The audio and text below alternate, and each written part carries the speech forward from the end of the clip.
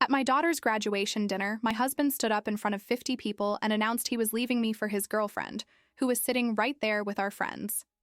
Everyone went silent. I smiled, placed an envelope beside his plate, and said, "Congratulations on your honesty." When he opened it later, he started screaming, "Have you ever watched someone you love try to destroy you, not knowing you've already destroyed them first?" My name is Monica Harper. I'm 54 years old. I live in Detroit, Michigan. I'm a finance manager, have been for 30 years. And I'm about to tell you how I turned my husband's weapon into my liberation. David stood there in his navy suit, the one I'd helped him pick out for his business meetings, and he smiled. Not at me, at the crowd. "I want to thank everyone for coming tonight to celebrate Jessica's achievement," he said, his voice carrying across the private dining room. "But I also need to share something personal. Monica and I, we've had a good run. 28 years. But it's time for me to be honest. I'm leaving. I've met someone who understands me in ways I haven't felt understood in years." The room went silent. That thick, heavy silence where you can hear ice shifting in water glasses. My daughter Jessica, 22 years old, honors graduate, my whole heart, gasped. Her face just collapsed. I could feel every eye on me, waiting. Some people knew, I realized. I saw Lauren Mitchell at table 7, David's girlfriend, 37 years old, 17 years younger than me. She'd been to our house for barbecues. She'd hugged me at Christmas. David kept talking. "Monica's a good woman. She deserves honesty. I hope everyone can support us both through this transition." The audacity. The absolute audacity of making himself sound noble while humiliating me in front of our daughter, our friends, my cousins who'd driven in from Ohio. I stood up. My legs felt like water, but they held me. I picked up the envelope, cream-colored, legal size, sealed that morning at 9:47 a.m. I placed it beside David's plate, right next to his untouched filet mignon. "Congratulations on your honesty," I said. My voice didn't shake. "You'll find everything you need in there." I walked out, head up, back straight, the way my grandmother taught me. I heard the room erupt behind me, voices rising, chairs scraping, but I didn't look back. My hands were shaking so hard I could barely get my keys out. But I'd done it. What David didn't know, what he wouldn't know until he opened that envelope, was that I'd filed for divorce that morning. And the prenuptial agreement he'd insisted on 28 years ago, it was about to destroy him. I drove home on autopilot, my mind spinning back through 28 years. I was 26 when I married David. He was ambitious, charming, full of ideas. I was a junior analyst at a regional investment firm, already showing promise. I had dreams of opening my own consultancy someday. After we're established, I told myself. After David's business takes off. His first business was a tech startup in 1998. It failed within 18 months. I worked overtime to cover our mortgage. His second venture was importing furniture. That lasted 2 years before the supplier went bankrupt. I picked up weekend consulting work. My own dreams, on hold. Then came Jessica. Beautiful, perfect Jessica. I took 6 weeks maternity leave and came back because we needed my salary, my benefits, my stability. For 30 years, I worked at that investment firm, regional finance manager. I saved for Jessica's education when David invested in a friend's restaurant that closed after 8 months. I worked extra hours when David decided at 45 that he needed to work with his hands and started making custom furniture in our garage. My own dreams, opening a financial consultancy for women going through major life transitions, divorces, widowhood, career changes, were perpetually on hold. After Jessica graduates, I told myself, after David finds stability. I'd been telling myself that for 28 years. I pulled into our driveway, the colonial house in Palmer Woods that I'd wanted, that David said was too expensive until his sister Ruth convinced him it was an investment. The house I'd made into a home while working 50-hour weeks. My house. My 28 years. My life that I'd built while he figured himself out. Little did I know that while I was sacrificing, David was planning. Planning to take everything and leave me with nothing but humiliation. 3 months before that graduation dinner, I noticed something wrong. Small transfers from our joint account. $300 here, $500 there. Not enough to be alarming, but unusual. David usually told me about everything. He had to, since I managed our finances. These transfers happened every Tuesday and Friday, like clockwork. Always to the same account number. One I didn't recognize. I didn't confront him. Here's the thing. When you've been handling finances as long as I have, you learn that people who hide small amounts are usually hiding larger ones. So I watched. I documented. I opened my laptop every night after David went to bed and tracked every dollar. $24,000. That's what he'd moved over 6 months. My hands trembled when I saw the total. $24,000 from our joint account, transferred to an account in his name only. Then I started looking at credit card statements. Charges at restaurants I'd never been to. Jewelry purchases, not for me. A weekend trip to a bed and breakfast in Traverse City while he told me he was at a furniture expo in Grand Rapids. What David had forgotten, or perhaps never fully grasped, was that I had been a financial professional for 30 years. I understood money trails. And this trail led somewhere specific. It led to an exit strategy. My 28 years of marriage, my devotion, my sacrifice. He was calculating his escape. But what I found next, what I discovered on a Tuesday night in March when David left his phone unlocked on the bathroom counter, would change everything. The text messages told me everything. Lauren Mitchell, 37, worked in marketing at David's current company. They'd been seeing each other for over a year. The messages were detailed, intimate, planning their future. After Jessica's graduation, David had written, "I'll tell Monica then, clean break, we'll get the beach house, start fresh." Beach house. He was planning to buy a beach house with my money. Our money. The money I'd earned while he failed at business after business. I thought about the prenuptial agreement. We'd signed it 28 years ago when we got married. Back then, I had more money than David. My parents had been comfortable, left me some investments. David insisted on the prenup. To protect both of us, he said. That prenup had a fidelity clause. My father insisted on it. If either party commits adultery, it stated in clear legal language, the faithful spouse retains 70% of all joint assets, the family home, and all personal retirement accounts.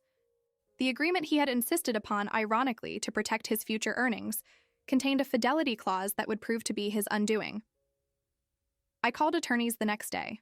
I documented every transfer, every charge, every text message. I took screenshots, printed statements, created folders on a cloud drive David didn't know about. I was methodical, careful, strategic, everything he wasn't. And I filed for divorce on the morning of Jessica's graduation at 9:47 a.m., while David was at the barber getting cleaned up for dinner. The papers went into court records immediately but weren't served yet. I didn't want him knowing until I was ready, until the exact moment I chose. The house was quiet when I walked in. Too quiet. I turned on the lights in our bedroom and opened David's closet. 2 suitcases, packed, hidden behind his winter coats, ready to go. He'd planned to leave tonight. After humiliating me in public, he was going to come home, grab his bags, and disappear with Lauren to start their new life. I sat on the edge of our bed, the bed we'd shared for 28 years, and I waited. David came home 3 hours later. I heard his car in the driveway, heard the front door slam. His footsteps were heavy on the stairs. He burst into the bedroom, his face twisted with rage. "What the hell was that?" he shouted. "Divorce papers? You filed for divorce?" "I did," I said calmly. My heart was pounding, but my voice stayed steady. "This morning, actually, around the same time you were planning how to humiliate me tonight." "You had no right?" "I had every right." I stood up, looked him in the eye. "You've been stealing from our joint account for 6 months. You've been planning this exit with Lauren for over a year. Did you think I wouldn't notice? I'm a finance manager, David. I notice everything." His expression shifted, confusion replacing anger. "The prenup expired after 20 years. I checked. You have no leverage." I almost laughed. "No, David, you didn't check. Or maybe you just assumed. The prenuptial agreement remains in effect throughout the duration of the marriage unless both parties agree to dissolve it in writing. We never did that. It's still valid. Every clause, including the fidelity clause. Silence. Heavy, thick silence. I watched him process what I'd just said, watched his confidence crumble like his businesses always did. His face just fell, expression completely emptied. The fidelity clause states that if either party commits adultery, the faithful spouse retains 70% of joint assets, the family home, and all personal retirement accounts. I have text messages, bank statements, credit card charges. I have everything I need. You're not getting the house. You're not getting our savings. You're getting what the prenup says you get, which is minimal. What happened next would shatter what little composure David had left. I moved to Ruth's house that night. Ruth, David's older sister, a literature professor at Wayne State, had a cozy bungalow near campus. She hugged me at the door, a real hug, the kind where someone holds you while you finally let yourself shake. "I'm so proud of you," she whispered. Jessica arrived 2 hours later. She didn't knock, just came straight in, her face streaked with tears. "Mom," she said, and then she was in my arms, sobbing. "Dad ruined everything. My graduation dinner, my whole day. I know, baby. I'm so sorry. Why didn't you tell me?" She pulled back, looked at me. "You knew for 3 months. You acted like everything was normal. Because you had final exams, your thesis defense, graduation, I wanted you to finish strong. I didn't want this drama hanging over your last semester. You deserved that." The doorbell rang. Aunt Ruth answered it, and I heard David's voice loud and demanding. "I need to talk to Monica. Now." Jessica went rigid. "I'll handle this," she said. And before I could stop her, she walked to the front door. I followed. David stood there with Lauren. Lauren looked uncomfortable, her eyes darting around like she wanted to be anywhere else. David looked desperate. "Monica, you need to unfreeze the accounts. I can't access anything. My business?" Jessica stepped between us. "Why didn't you tell me privately?" Her voice was shaking. "Why did you announce it in front of everyone? That was my graduation dinner, Dad. Mine. I worked 2 jobs for textbooks last year because you said money was tight. And you were spending thousands on Lauren? On restaurants and jewelry and weekend trips?" Jessica's voice broke. Lauren's face went stiff. "David told me money was tight because your mother controlled everything. My mother worked 50-hour weeks for 30 years while my dad jumped from failed business to failed business. She saved for my college education. She kept us stable. Don't talk about my mother." Jessica stepped back. "You need to leave, both of you." Lauren looked at David. "You said you had savings. You said the prenup expired. You said—" She stopped. "You have a separate account, don't you? One you didn't tell me about?" The look on David's face told us everything. Lauren turned and walked toward her car. David followed, calling after her. Aunt Ruth closed the door. We stood there, me, Jessica, Aunt Ruth, and I realized something. For years, I had been the peacemaker, the one who smoothed over conflicts and kept everyone happy. That role was exhausting, and I had finally set it down. The preliminary hearing was 3 weeks later in Wayne County Family Court. Judge Patricia Williams had a reputation for not tolerating nonsense, and she reviewed our prenuptial agreement with sharp, careful eyes. David had hired some corporate attorney who clearly had no experience in family law. My attorney, Keisha Brown, was calm, prepared, and devastating. She presented the prenup, the fidelity clause, and a binder of evidence so thorough that the judge nodded approvingly. "Mr. Harper," Judge Williams said, "did you review this prenuptial agreement before filing your response?" David's attorney stammered. "Your Honor, we believe the agreement may not be enforceable due to—" "I didn't ask what you believe. I asked if you reviewed it. Because if you had, you'd know that Michigan upholds prenuptial agreements when both parties had independent counsel, which they did, and when the terms aren't unconscionable, which these aren't. Mrs. Harper's attorney has provided substantial evidence of infidelity. The fidelity clause is clear. You violated the terms. The consequences are stated explicitly." Silence. That thick, heavy silence again. I sat perfectly still, my hands folded on the table in front of me. I couldn't believe it was working. Everything I'd planned, everything I'd prepared, it was working. Judge Williams continued, I'm maintaining the freeze on joint accounts pending full financial discovery. Mrs. Harper retains possession of the marital home per the agreement's infidelity clause. Mr. Harper, you have access to your personal accounts only. David's personal account, the one he'd been secretly funneling money into, held maybe $30,000 after attorney fees. Not enough for a beach house. Not enough for the luxury car he'd promised Lauren. Outside the courtroom, I maintained composure. People approached, mutual friends, nosy acquaintances. David and I are separating, I said simply. These things happen. I maintained a dignified silence about the details. Let David explain himself. 2 weeks after the preliminary hearing, Aunt Ruth called me. You need to hear this, she said, laughing. Lauren moved out. She's done with David. I don't even know what I felt. Not happiness exactly. More like vindication. She found out his business isn't thriving. It's barely breaking even. The apartment he rented for them, he had to downsize to a studio. The savings he claimed to have? They don't exist. He's living on that personal account and it's draining fast. Aunt Ruth paused. She told mutual friends she didn't sign up to date a man with financial problems. How convenient. How absolutely convenient that Lauren wanted David when she thought he had money, but not when reality hit. He always was good at creating illusions, I said. David's life unraveled week by week. His business partner quit, tired of covering for David's absences and mistakes. His image, successful businessman, devoted family man, was tarnished beyond repair. The man who'd spent a year planning a perfect exit was left alone in a 400-square-foot studio apartment, facing the reality that his grand plan was built on lies. Meanwhile, I was building something real. I found office space in downtown Detroit, a small suite in a renovated building, exposed brick, big windows overlooking the city. I used my separate savings, the money I'd kept in my own account from bonuses and consulting work over the years. Money David never knew about because he never asked. Harper Financial Transitions. That's what I named it. My consultancy. My dream. Finally happening at 54 years old after 28 years of postponing it. My first clients were women going through divorces. Word of mouth spread fast.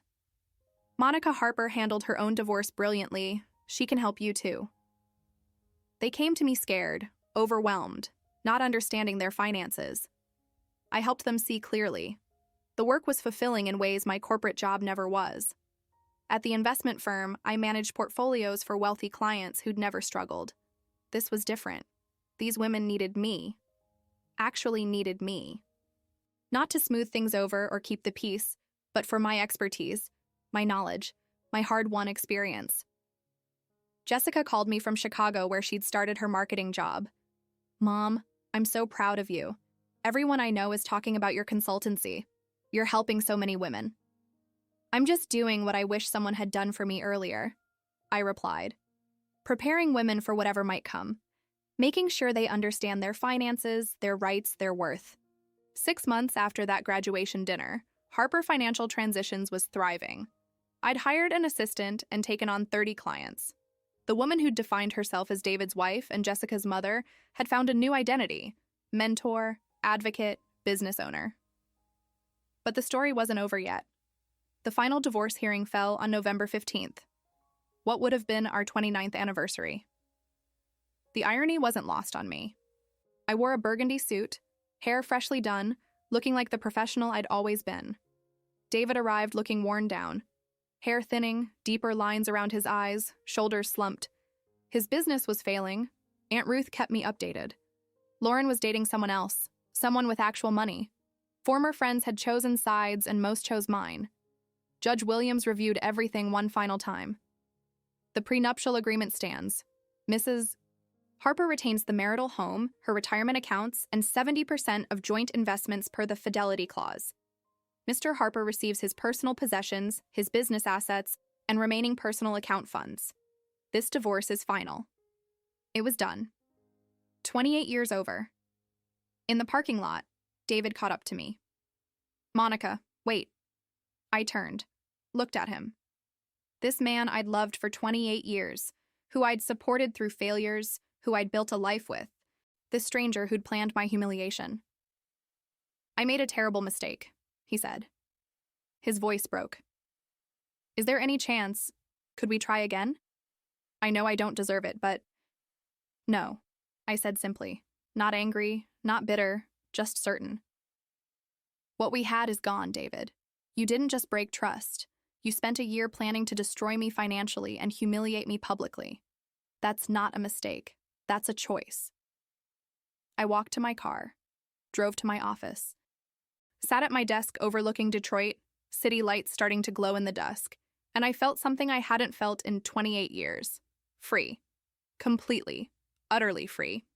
6 months later, 1 year after that graduation dinner, Harper Financial Transitions moved to a larger office. I'd hired 2 associates and taken on 85 clients. Jessica visited for Thanksgiving.